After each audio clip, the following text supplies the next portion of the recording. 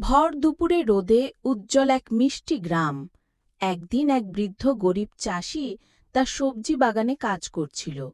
হঠাৎ পাশের জঙ্গল থেকে এক বিশাল ভাল্লুক পেরিয়ে আসে। ভাল্লুক ভর দুপুরে রোদে পুড়ে সবজি বাগানে পানি দিত, বাগানের মাটি নরম করত। চাষি দূর থেকে তা বিস্ময়ে দেখত। ধীরে ধীরে বাগানে অনেক সবজি হয়।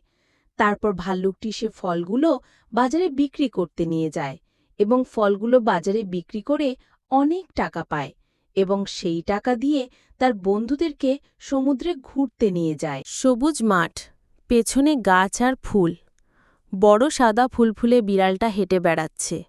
হঠাৎ ঝোপ থেকে ছোট্ট কিউট খরগোশ বের হয়। খরগোশ ভয় পেয়ে পিছিয়ে যায়। বিড়ালটা মৃদু হেসে মাথা নাড়ে। বিড়াল ধীরে ধীরে বলে, ভয় পেও না, আমি বন্ধু হতে চাই। খরগোশ কৌতূহলী হয়ে এগিয়ে আসে।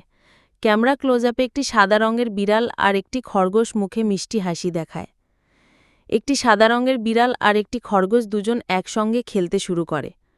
খরগোশ দৌড়ায়, বিড়াল পেছনে নরমভাবে ছুটে যায়। বিড়ালের পিঠে খরগোশ বসে হাসতে থাকে।